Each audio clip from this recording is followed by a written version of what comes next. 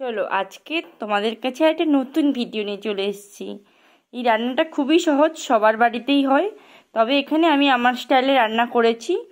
তো দেখতে থাকো ভিডিওটা, যদি ভালো লাগে অবশ্যই লাইক কমেন্ট এবং শেয়ার করো।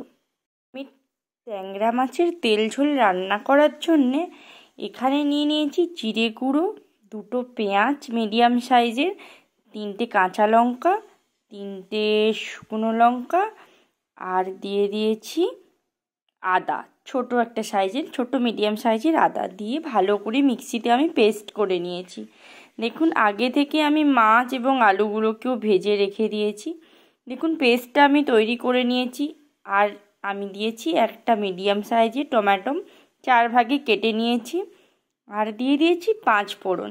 তো তেলটা আমি গরম করতে দিয়ে, যেহেতু এটা তেল ঝাল, একটু তেলটা বেশি পরিমাণে নেবেন, আমি একটু কম পরিমাণ মিডিয়ামে নিয়েছি।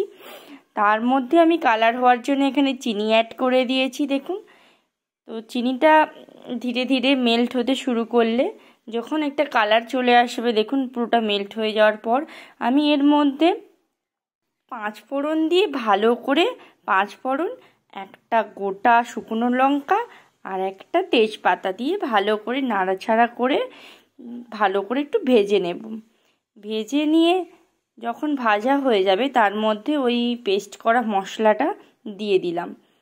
পেস্ট করা মশলার গুঁড়োটা দিয়ে 2-3 মিনিট মতো নাড়াচাড়া করে, কাটা যে টমেটোটা ছিল ওটাও আমি ওর মধ্যে দিয়ে 2-3 মিনিট মতো নাড়াচাড়া করে ভালো করে একদম কষে নেব।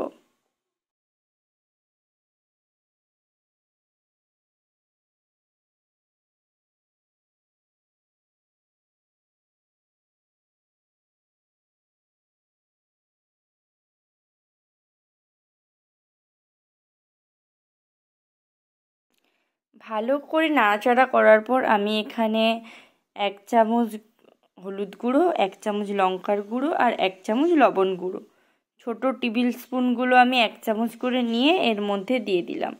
দিয়ে আবারও ভালো করে আমি 2-3 মিনিট মতো নাড়াচাড়া করে, যতক্ষণ না তেল ছাড়তে শুরু করে তত সময় আমি এখানে ভেজে নেব মিডিয়াম আঁচে।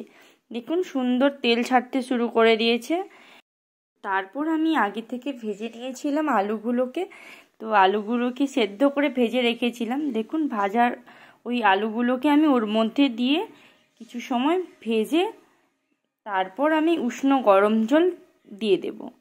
দিয়ে 10-15 মিনিট মতন ভালো করে মিডিয়াম আঁচে বা হাই ফ্লেমেও দিতে পারেন, যেহেতু আমি আলুটাকে আগে থেকে সেদ্ধ করে নিয়েছি, তো আমি হাই ফ্লেমে এটাকে 10 মিনিট মতন ভালো করে ফুটিয়ে নিয়েছি। তারপর আমি আগে থেকে ভেজে রেখেছিলাম ট্যাংরা মাছগুলো। তো ট্যাংরা মাছগুলো আমি ওর মধ্যে, ঝোলের মধ্যে অ্যাড করে দিলাম। সবই আমার ফুটে এসছে। দেখুন আমি এখানে ঝোলটা একটু কম রাখবো।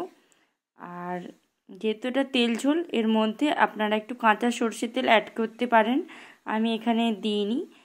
তো এটাকে দিয়েও আমি 5 মিনিট মতন আরেকবার ঢেকে 5 মিনিট মতো রান্না করে নেব।